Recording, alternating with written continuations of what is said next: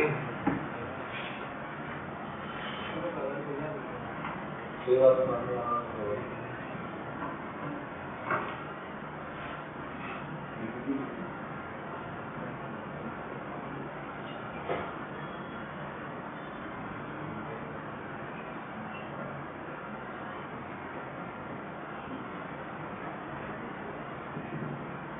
और ये कंप्लीट होगा हमारा बॉल साइज पूरा कंप्लीट हो जाएगा और ये टॉपिक कंप्लीट होगा बॉल साइज पूरा कंप्लीट हो जाएगा। वन पहली हो चुका है, तो पहली कर दिया इलेक्शन का, फिर चैलेंज किया है करप्शन के ऊपर। मेरे को मालूम है ना उसमें करप्शन पॉइंट है, एक संसद दिखाया करप्शन पॉइंट। अरे अपन जो बना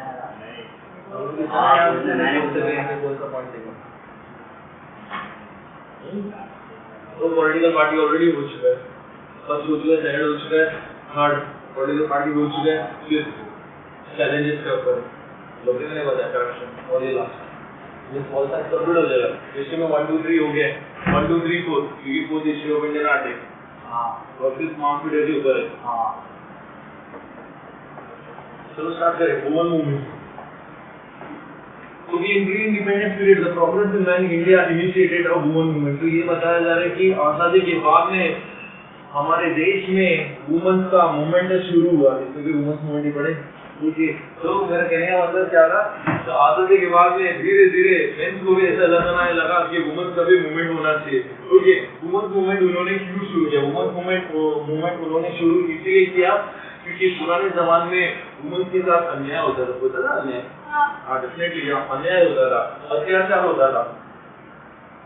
तो पुराने जमाने में उनके ऊपर अन्याय होता था, अत्याचार होता था। तो ये अन्याय और अत्याचार को खत्म करने के इन्होंने मूवमेंट शुरुआत किया to lead a respectful life. अच्छा रिस्पेक्टफुल लाइफ नहीं है हाँ इंतजार जिंदगी नहीं था। तो मूवमेंट का शुरुआत करने का मकसद यही था, मूवमेंट शुरुआत करने का मकसद यही था उनके साथ जो अन्याय होता था, उनके साथ जो अत्याचार होता था, तो उनका जो इज्जतदार जिंदगी जो जीना चाहिए था वो उन्हें मिला नहीं।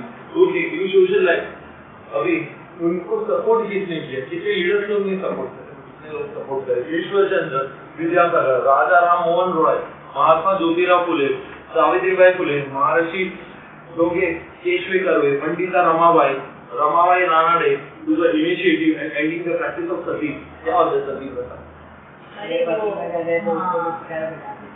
क्या होता है बताओ? वो आधुनिक क्या सर? सती प्रथा क्या होता है? आधुनिक वो फायर सिस्टम को क्या बोलते थे? अगर आपने बोला आग में पति का मृत्यु होने और पत्नी को अगर आग में जलाया जाता है, अगर वो सती है तो फायर सिस्टम क्या होता है? बोला मतलब नहीं पता कुछ नहीं बोल सकता। ये बताना का मतलब वही हुआ ना तो सती प्रथा में तो वही जैसे इन्होंने बोला कि पुराने जमाने में अगर हस्बैंड का मृत्यु हो जाता था तो उनको चिता में वुमेन्स को जलाया जाता था, तो उसको सती प्रथा बोलते। तो ये पहले बहुत कॉमन था पुराने जमाने में। फिर उसके बाद चाइल्ड मैरिज, बाल विवाह में चाइल्ड मैरिज जो आपको पहले मालूम है। तो ये सबको खत्म करने के लिए एंड करने के लिए ये मूवमेंट उन्होंने शुरुआत किया था। ओके नाउ फिर उसके बाद में वुमेन्स एजुकेशन, पुराने जमाने में हक नहीं था महिलाओं को स्टडी करने के लिए, पढ़ाई करने के लिए। फिर उसके लिए राइट टू वोट, जो ऑलरेडी पहले बता चुका था कि उनको वोटिंग राइट नहीं था, उनको वोटिंग राइट भी मिला।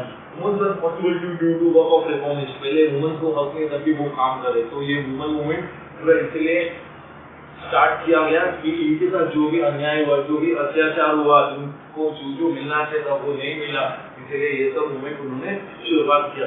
After independence constitution give us equal rights to women in all field. Constitution में बाबा साहब अम्बेडकर ने लिखने के बाद में बोला गया था कि हमारे देश में महिलाओं को हर हक में इक्वल ट्रीटमेंट देना चाहिए, चाहे एजुकेशन हो, चाहे वर्क हो, चाहे जॉब हो, चाहे रेस्पेक्ट हो, चाहे वोट हो। तो हर चीज में कॉन्स्टिट्यूशन में लिखने के बाद में इतने सारे बेनिफिट मिलना शुरू हुआ। अगर कॉन्स्टिट्यूशन में अगर ये लॉ लिखा ही नहीं होता ना तो ये बेनिफिट जो अभी मिल रहे ना वो बेनिफिट मिलता ही नहीं था।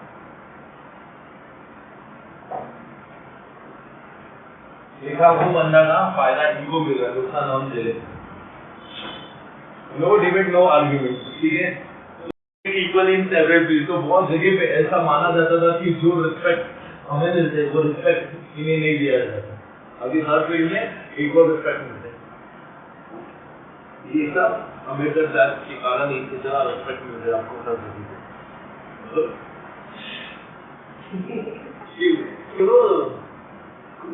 कुछ कलाकारी करते ही रहेंगे। Okay, during this period, the woman movement aimed at freedom of a woman. तो पूरे पहले टाइम में वुमेन को फ्रीडम नहीं था, अभी पूरे तरह से फ्रीडम है। किधर भी जाओ, किधर भी घूमो, किधर भी करो। फिर चाहे जॉब के मामले हो, प्रोफेशन के मामले में हो, फिर चाहे इंटरकास्ट मैरिज के मामले में हो, चाहे स्पीच के मामले में हो, चाहे एक जगह पे दूसरी जगह पे ट्रैवल करने का मामले हो, तो पूरे तरह से फुल फ्रीडम है। जैसा रहना वैसा रह सकते हैं। बाहर से लेके, भाषा से लेके, धर्म से लेके, रीति रिवाज से लेके, उनका खान पान से लेके, फिर उसके अंदर फॉरेन ट्रैवल करने से लेके और फ्रीडम गिवन है ना, और एंजॉय मजबूत एंजॉय कर रहे हैं। आपकी बात है ना, the movement demanded that the woman should be treated a human being. कि पहले हम लोग जानवर महसूस करते हैं, देखा बोलती है मेरे वाला no personal opinion, no debate and no argument. आपको राइट नहीं दिया था, ठीक है, बोलने का। हालांकि कुछ भी बोलो, देखो ना, सिंगल आर्गुमेंट आप नहीं चाहिए, नहीं मतलब नहीं, बस बात करें। तो उनको ऐसा लगता था पहले ह्यूमन बीइंग उनको कंसिडर नहीं किया जाता, लेकिन जब से लॉ बनाया गया, जब से लिखा गया, तब से उनको भी कंसिडर करते कि वो लोग भी human being. Okay, in the later period, the women participated great action in the movement against the corruption. फिर धीरे धीरे महिलाओं ने भी करप्शन के खिलाफ सपोर्ट करना शुरू किया। पॉइंट बता रहे, माइनस पॉइंट नहीं बता रहे इसमें। Okay, कास्ट डिस्क्रिमिनेशन, जाति भेद करना बंद कर दिया। Religious extremists which were aware of injustice, पहले उनके साथ जो अन्याय होता था उन्हें मालूम नहीं था अन्याय कैसे होता है। अभी लोगों को जागरूक किया, सतर्क किया, लोगों को बताया कि उनके साथ अन्याय होता है तो अन्याय के खिलाफ कैसे लड़ना चाहिए, कैसे बोलना चाहिए। ये सब चीज बताया गया था और लिखा गया, जिसके कारण आपको पता चल रहा है। तो उनको खुद को पता चल रहा है। Women started taking initiative.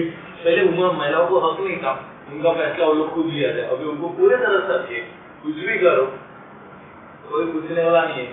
तो government, constitution, people, parents, everyone support. मतलब जो पहले टाइम में ऐसा नहीं था, उनको पूरा राइट था ही नहीं मुंह बोलने का। बाकी ये सब तो बहुत दूर की बात है। जब से लॉ बनाया, चेंजेस किया, सपोर्ट किया, हर चीज में बहुत बेनिफिट हुए उनको। Women started taking initiative organize against injustice. पहले उनके साथ जो अन्याय होता था वो अन्याय के खिलाफ मुंह नहीं खुलता था उनका। अभी अन्याय जो होता है वो लोग अन्याय करते भी, और जो उनके साथ करते उनको भी बराबर सबक सिखाते। फिर India the women movement is not a woman's nature. However, women movement in various level taking up a issue of a woman's health. पहले महिलाओं को मालूम नहीं था कि वुमेन्स हेल्थ क्या होता है।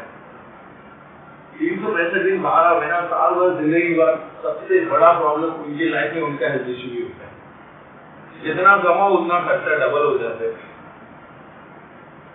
नो पर्सनल एक्सपीरियंस, जस्ट मैं बता रहा हूँ। घर में मॉम होंगे, सिस्टर्स होंगे, मालूम रहते हैं, तो ठीक है, ये तो कोई भी बात नहीं, ठीक है। तो वुमेन हेल्थ, आपको लाइफ में ना सबसे ज्यादा इश्यू यही होता है घर पे, वुमेन हेल्थ। जो भी हमारे बहन होते हैं, बेटी होते हैं, जो हमारे मॉम होते हैं या लेडीज होते हैं, सबसे बड़ा इश्यू वुमेन हेल्थ ही होता है। क्योंकि आपको पता है, if they are fit and fine, everything is fit and fine.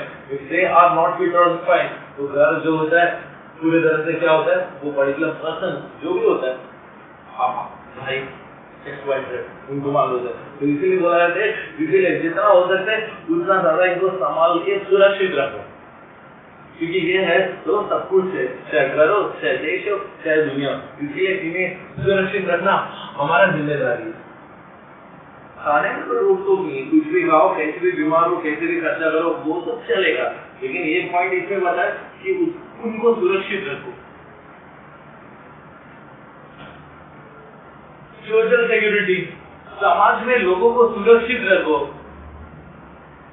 लोगों में समाज में इनको सुरक्षित रखो, क्योंकि जितना ज्यादा ये सुरक्षित रहेंगे, क्योंकि उतना ज्यादा हमारा जनरेशन इनके ऊपर डिपेंड है। तो इसलिए खुद का सुरक्षा खुद के हाथ में, ना पुलिस ना